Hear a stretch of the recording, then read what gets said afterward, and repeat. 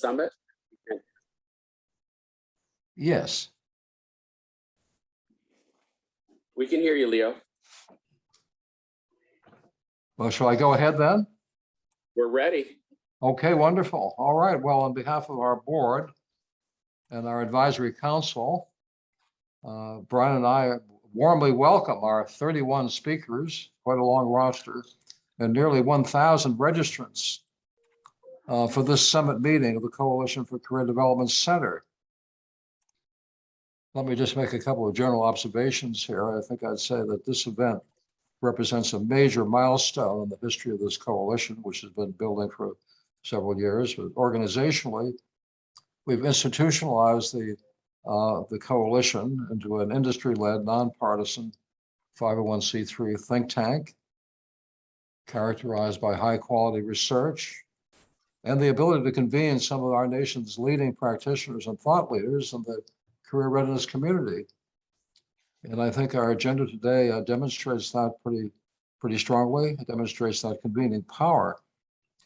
But most importantly for all of us, I think it symbolizes the remarkable progress the coalition has made in building and its goal of building a national consensus towards our vision, which is what we're all here about, our vision of making career readiness for all students the first priority of American education.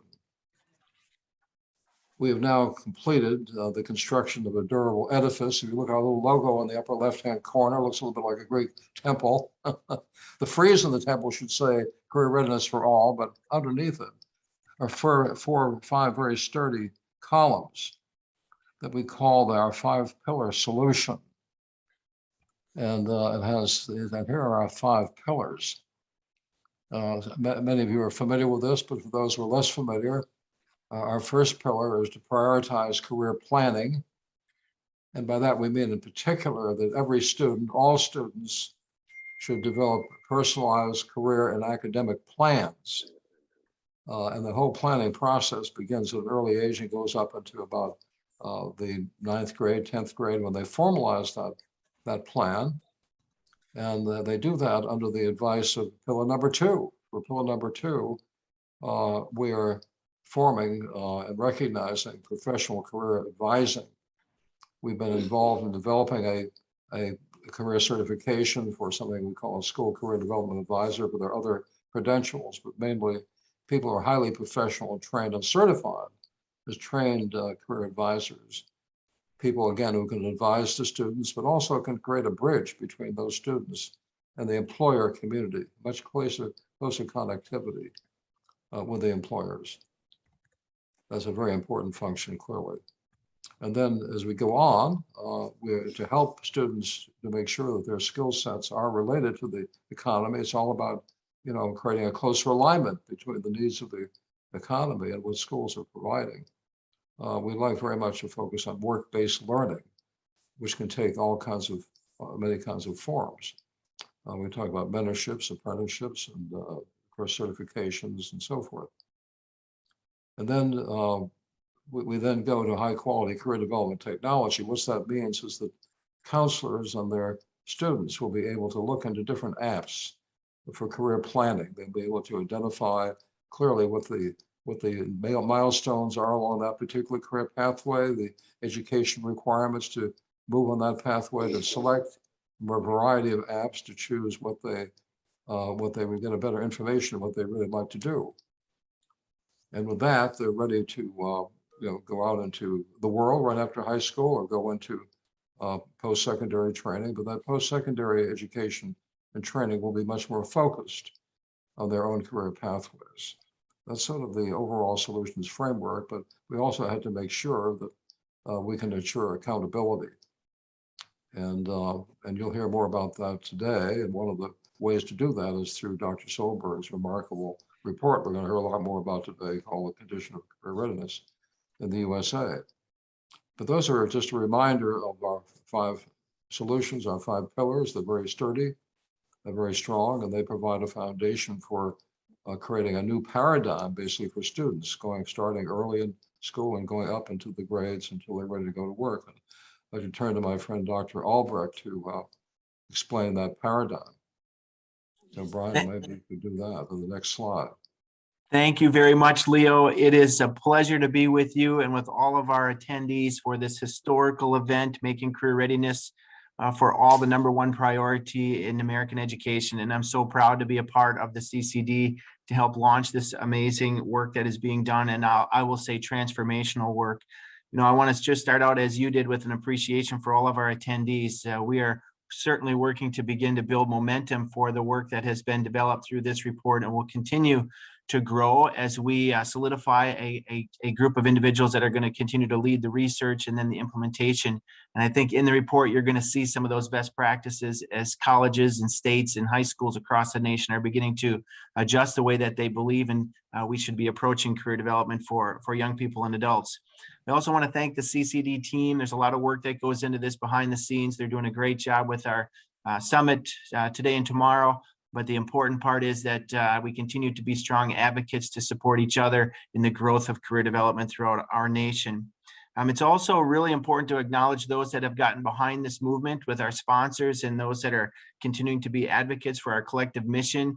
You will see throughout the program a slideshow that will recognize our contributors circle, our members of our board, our advisory boards, our technology boards. There's a lot of individuals that are involved in putting all of these elements together, because they're focused on a primary goal, and that's to ensure that our nation's career readiness is a priority for all of us in education and workforce. And to do that, we're going to be sharing a report that has been a lengthy study, state-by-state comparison for the amazing work that is already done in some states, but needs to continue maybe in others. So to help solidify that a bit, those pillars, Leo, that you've described certainly are foundational. They help build a catalyst for continued strength, prioritizing career planning, making sure that we provide career advising, emphasizing work-based learning, providing high quality career development and technology, and ensuring accountability. Those are all priorities that many of us have seen in other major initiatives. I'm sure we can reflect on things like Tech Prep, Carl Perkins, School to Work, and so many more initiatives that are driving the reform movements that advance our career and technical education programs. So the pillars are foundational and will continue to give us strength. The implementation and the strategies for the phases for career pathway shift in paradigms is what we're going to be focusing on over the next 2 days.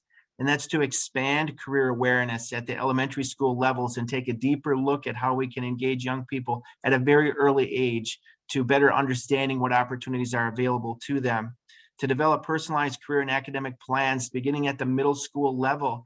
You're going to hear from some leading experts in this space, including Governor Evers from the state of Wisconsin, talking about state strategies to emphasize career and academic plans.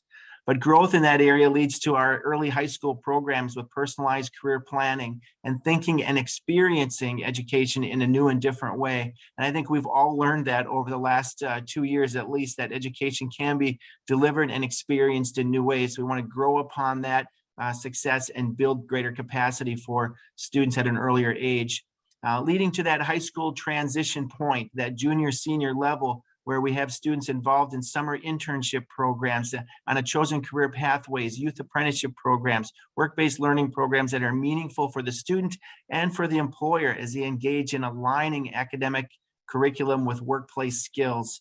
And then, of course, for us in the post-secondary market to begin to secure those high-quality industry certifications and degrees for students in their chosen pathways.